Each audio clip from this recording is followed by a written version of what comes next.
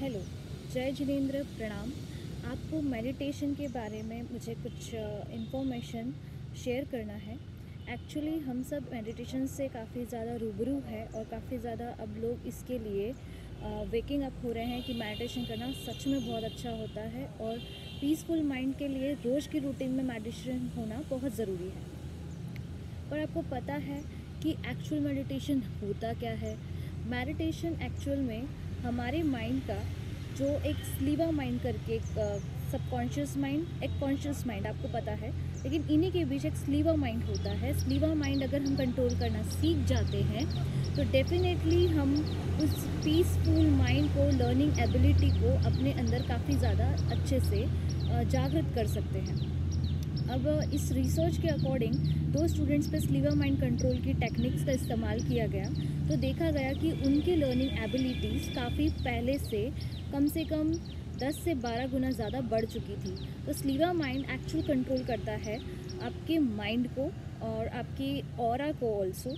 तो मेडिटेशन ही क्यों एक प्रोसेस है जहाँ पर हम अपने आप को पीसफुली पा सकते हैं, शांति का ही एक प्रतीक है। वो इसलिए क्योंकि आपका mind most probably 4 wave form transfer करता है: alpha, beta, gamma and theta.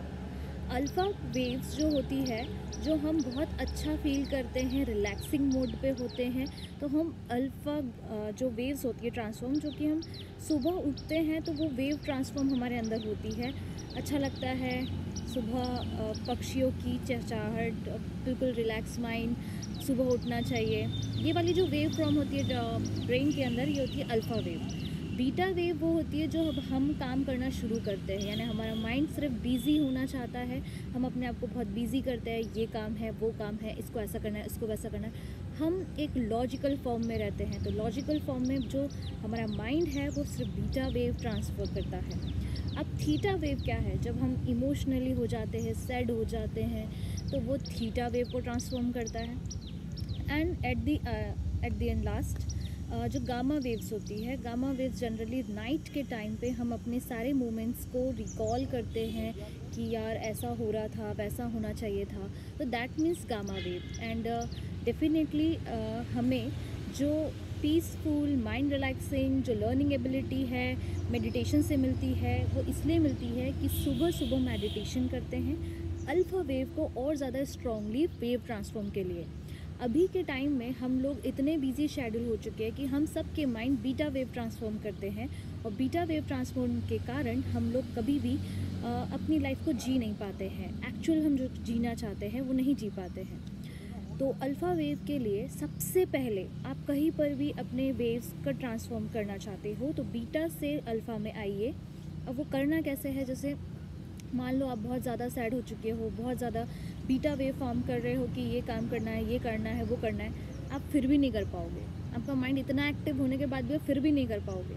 तो उसके लिए आपको क्या करना है? माइंड को रिलैक्स करना है। माइंड को मीन्स पीसफुल गहरी सांस लीजिए।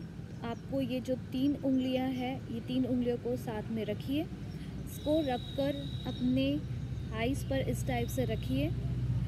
आप चाहे चेयर पे बैठे हो, चाहे आप ज़मीन पे बैठे हो, ग्राउंड टच होना ज़रूरी है क्योंकि अर्थ से आप कनेक्टेड रहते हैं। लेकिन अगर आप ऑफिस में हैं और अपने माइंड को तुरंत रिलैक्स करना चाहते हो बीटा से अल्फ़ा में, तो आप ये 3 मुद्राओं को आप हाथ लीजिए, इसको ऐसे रखिए और मन में सिर्फ यहाँ पर वाइट लाइट को इमेजिन कीजिए। ओनली 5 मिनट्स वाइट लाइट को आप फॉर्म करेंगे, या फिर जिनसे वाइट लाइट इमेजिन नहीं होती है वो 100 to 1 काउंटिंग करेंगे।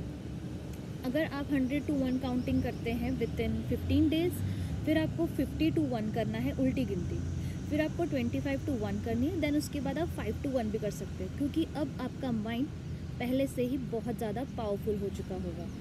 एक्चुअली आपको अपने माइंड को काम देना ही नहीं है। अगर आपको अल्फ़ा वेव चाहिए, रिलैक्स, नो प्रॉब्लम। अगर आपका कुछ भी प्रॉब्लम चल रहा हो, 2 मिनट के लिए रिलैक्स हो जाओ कि ठीक है, क्योंकि सॉल्यूशन के लिए भी आपको अल्फ़ा वेव की ही ज़रूरत होगी।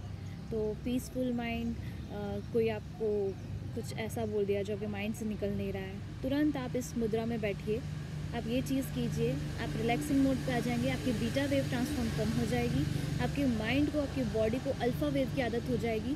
तो कोई भी चीज़ आप पर इफ़ेक्ट होने से पहले जो चीज़ इफ़ेक्ट एकदम बहुत जल्दी इफ़ेक्ट हो जाती है वो नहीं होगी।